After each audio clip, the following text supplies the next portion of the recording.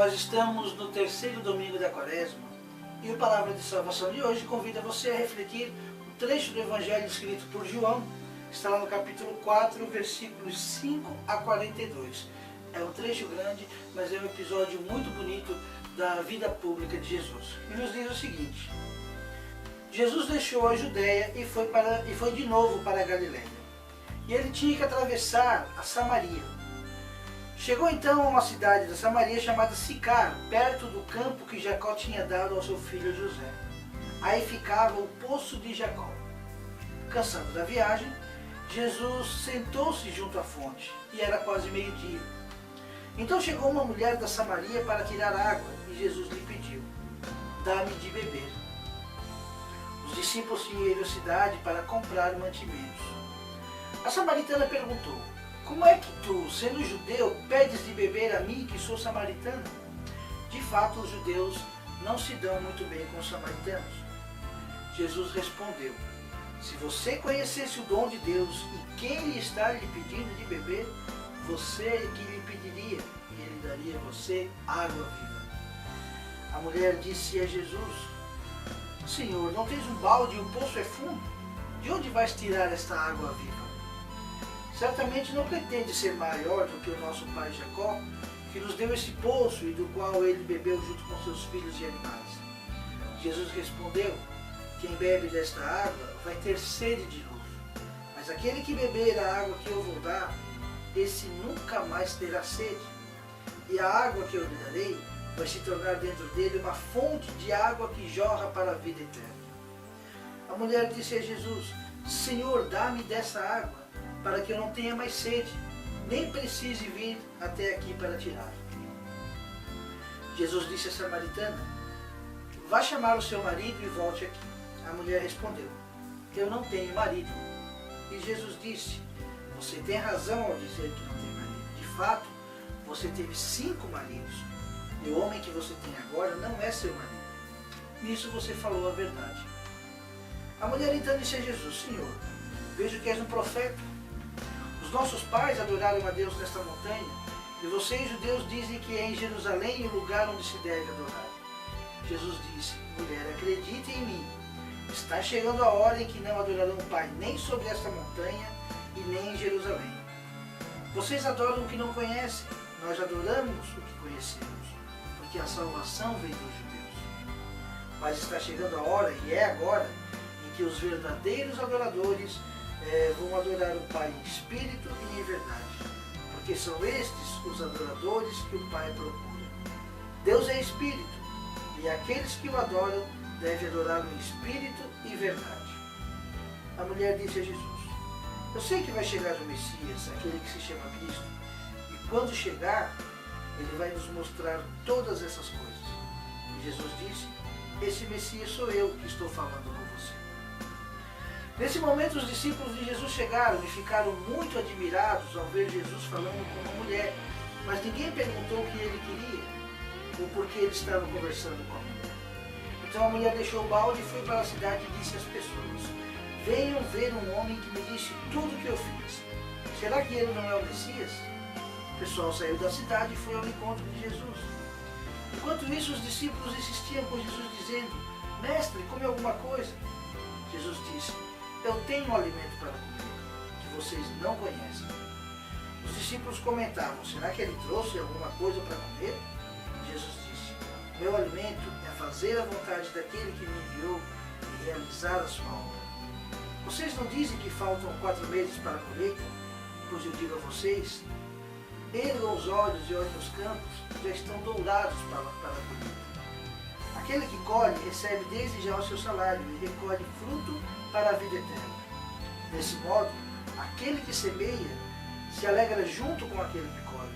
Na verdade, é como diz o provérbio: um semeia e outro colhe. Eu enviei vocês para colher aquilo que vocês não trabalharam. Outros trabalharam, e vocês entraram no trabalho deles." Muitos samaritanos dessa cidade acreditaram em Jesus por causa do testemunho que a mulher tinha dado. "Ele me disse tudo o que eu havia feito." Os samaritanos então foram ao encontro de Jesus e lhe pediram que ficasse com eles. E Jesus ficou aí 2 dias. Muitas outras pessoas acreditaram em Jesus ao ouvir a sua palavra. E diziam à mulher: já não acreditamos por causa daquilo que você disse. Agora nós mesmos ouvimos e sabemos que este, de fato, é o Salvador do mundo. Palavra da salvação. É um trecho grande, mas repleto de ensinamentos, repleto de mensagens explícitas e implícitas. E se nós fôssemos esmiuçar todos esses quase 40 versículos, nós levaríamos muito tempo. Então eu vou de uma maneira bem prática tentar fazer uma síntese e levantar alguns elementos importantes para a nossa reflexão. O primeiro, o lugar onde Jesus se encontra com a samaritana, o poço, o famoso poço de Jacó, que existe ainda hoje. É possível ser visitado ainda hoje na Terra Santa. E se nós lermos, nós que conhecemos um pouquinho o Antigo Testamento, nós vamos ver que o poço é sempre um lugar de encontro. E geralmente de encontro entre pessoas que vão acabar se tornando marido e mulher. Foi no poço que Isaac conheceu a sua esposa Rebeca. Também foi no poço que Jacó conheceu Raquel, a filha do seu tio Labão. Depois ele acabou desposando Raquel e a irmã mais velha Lia. Então o poço, dentre outros exemplos, o poço é este lugar de encontro dos casais. O lugar de encontro daqueles que mais tarde vão assumir um compromisso de fidelidade um com o outro. Então parece que eu estou querendo dizer que entre Jesus e essa mulher samaritana vai acontecer também isso. Este compromisso de fidelidade, esse compromisso conjugal. Mas na verdade esse compromisso já existe. Jesus é o Filho de Deus. E essa mulher samaritana, neste evangelho escrito por João, não é apenas uma mulher samaritana. Essa mulher representa uma nação, que é a nação dos filhos e filhas de Israel. Tanto que Jesus vai dizer assim: você já teve 5 maridos, e o que você tem agora não é seu marido. Então se nós olharmos o Antigo Testamento, de novo, nós vamos ver que o auge do reino de Israel ocorreu nos reinados de Davi e depois de seu filho Salomão. Com a morte de Salomão, o reino se dividiu, se enfraqueceu e se tornou vulnerável. Mas com Salomão trouxe do Egito muita coisa, além da sua esposa, ele trouxe toda a cultura do Egito e tentou implantar dentro do território de Israel. Então, os israelitas, a nação de Israel também já começou a ser infiel a Deus aí, quando assumiu a cultura e os costumes dos egípcios. Depois, com o reino dividido, vieram os assírios. Depois, os babilônios, que derrotaram os assírios. Os persas, que derrotaram os babilônios. Os gregos, que derrotaram os persas. Então, foram 5 povos de quem o povo de Israel se alimentou durante muito tempo. Foram 5 povos que conseguiram incluir a sua cultura, a sua crença ali no meio do povo de Israel. E o povo deixou de ser fiel a Deus, o povo de Israel deixou de ser fiel a Deus por causa dessa mistura de culturas. Então quando Jesus diz que aquela mulher teve 5 maridos, Jesus se refere ao povo de Israel que se deixou levar pela influência desses 5 povos que o dominou. Pela influência desses 5 povos por quem eles foram subjugados. E Jesus diz ainda: e o marido que você tem, e o homem que você tem agora não é seu marido. De fato, nesse momento da vida de Jesus, o povo de Israel também estava sob o jugo do Império Romano. Então foram 5 povos e havia um 6º povo que estava dominando aquele povo, que estava fazendo com que aquele povo muitas vezes se corrompesse, se deixasse levar pela cultura, pela tradição dos povos dominadores. Então é nesse sentido que Jesus fala que a mulher teve 5 maridos e o que ela tem agora também não é seu marido, ou seja, ela deixou de ser fiel. E quando nós deixamos de ser fiéis a Deus, nós perdemos, nós abandonamos a fonte que nos alimenta para a vida eterna. Nós buscamos nos alimentar das coisas do mundo. E era isso que a mulher É isso que simboliza a ida da mulher ao poço todos os dias buscar água. Porque quando nós nos alimentamos das coisas do mundo, quando nós damos mais valor às coisas daqui, elas são perecíveis, elas são passageiras. Tudo que o mundo nos oferece é passageiro. Então todos os dias nós precisamos buscar mais. Não só a mulher precisava ir ao poço todos os dias buscar água. Os discípulos de Jesus também diz o Evangelho que tinham saído para ir comprar mantimentos na cidade. Então quando nós nos alimentamos e buscamos a nossa satisfação nas coisas do mundo, nós precisamos todos os dias e a todo instante estar buscando coisas novas. Porque o que o mundo nos dá não nos sacia, não nos preenche por completo. Ao contrário daquilo que Deus nos dá. E Jesus diz, se você me pedisse, eu te daria água viva e você nunca mais teria sede. E depois ele vai dizer para os discípulos, eu tenho aqui um alimento que vocês não conhecem. Deixemos-nos, iluminados por esse Evangelho desse terceiro domingo da Quaresma, deixemos-nos alimentar por Deus neste período quaresmal. Vamos jejuar um pouco das coisas do mundo, vamos nos abster um pouco do alimento que o mundo nos oferece, do alimento que o mundo nos propõe, que pode ser saboroso, que pode dar algum prazer, mas que não nos preenche. E quando Jesus fala desse outro alimento, que os discípulos não conhecem, ele diz que meu alimento é fazer a vontade do meu Pai que está no céu. Só quando nós nos colocamos a serviço de Deus, só quando nós assumimos a nossa condição de cristãos, de filhos e filhas muito amados de Deus, é que nós vamos nos sentir preenchidos. E todas as vezes em que a fome se abater sobre nós vamos saber que não é no mundo que nós vamos buscar a saciedade, não é no mundo que nós vamos buscar a satisfação, mas em Deus. Buscai as coisas do alto, vai dizer São Paulo mais adiante. E a mulher fez essa experiência de Deus. A mulher fez essa experiência deste contato com Deus, deste contato com Jesus. E ela ficou tão maravilhada, tão transtornada, que ao longo desta conversa, a imagem de Jesus para ela vai sendo transformada. Primeiro, é um simples judeu. Está lá, ela diz assim, como é que tu, sendo judeu, pede de beber a mim que sou samaritano?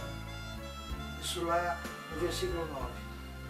Mais adiante, no versículo 11, já não vai ser um simples judeu, mas assim, Senhor, não tens um balde, o poço é fundo. Mais na frente, lá pelo versículo 25, mais ou menos, 25, 26, a mulher já vai estar associando Jesus com o Messias, porque tudo aquilo que Jesus estava dizendo a ela seria mostrado ao povo pelo Messias que eles esperavam. Então ela já conseguia ver em Jesus um indício, um sinal de que Jesus era o Messias. E depois, lá no final do Evangelho, graças ao testemunho da mulher e do contato com Jesus, todo o povo vai reconhecer que Jesus é o Salvador do mundo.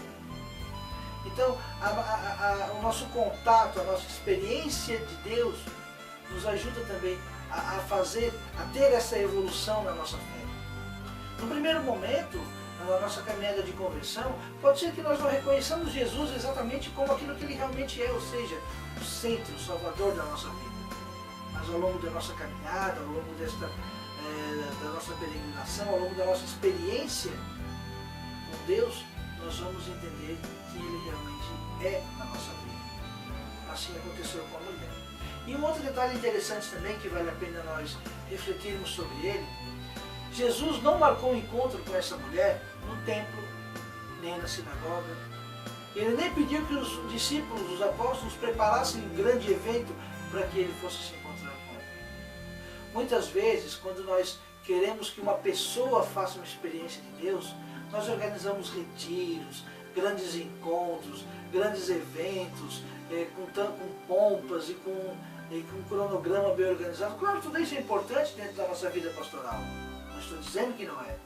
Mas a experiência de Deus ela é feita no cotidiano. A mulher estava fazendo algo que ela fazia todos os dias e que continuaria fazendo também depois daquele dia. indo até o poço buscar água.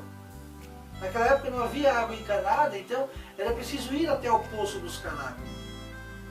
É no cotidiano, é no dia a dia, é nos afazeres domésticos, é na nossa vida profissional, na nossa vida social, em que nós podemos ter esse contato com Jesus. Então você que é líder de pastoral, você que é ministro da igreja, não precisa elaborar, preparar grandes eventos para que o seu irmão faça uma experiência de Deus.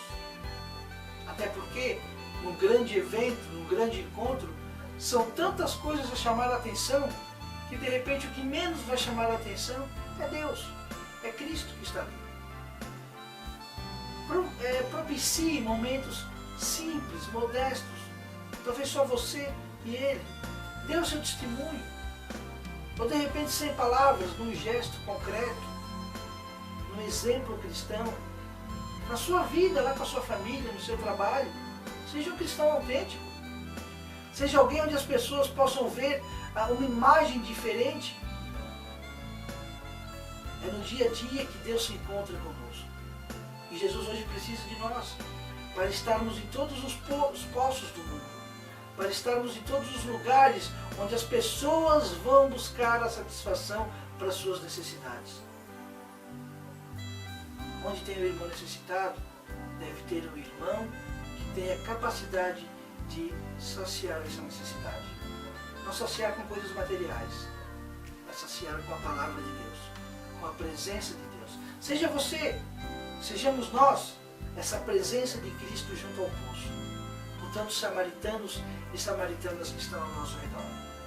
Sejamos fiéis, não sejamos como a mulher, como a nação de Israel, que se deixou levar, que se deixou influenciar durante muito tempo por outras coisas, por outras culturas, por outras filosofias, por outros pensamentos, e deixou de lado os ensinamentos mais importantes da lei de Deus, como o amor, a fraternidade e a bondade. Que a palavra de Deus neste terceiro domingo da Quaresma nos dê a consciência de que a água viva, o alimento que sacia para sempre, vem de Deus. Esse Deus que se encontra conosco em qualquer momento da nossa vida. Esse Deus que conhece tudo o que nós já fizemos, que conhece toda a nossa vida. Mesmo assim nos ama, vem até nós e está disposto a nos alimentar, nos saciar e nos ter junto dele. Deus abençoe você. Espero que tenha gostado. Se gostou, dê um joinha. E não deixe também de assistir aos outros vídeos do nosso canal. Acesse o blog que está aparecendo aqui no seu vídeo. E lá você vai conhecer também a série História da Igreja e a série Conhecendo Melhor a Igreja. Um abraço.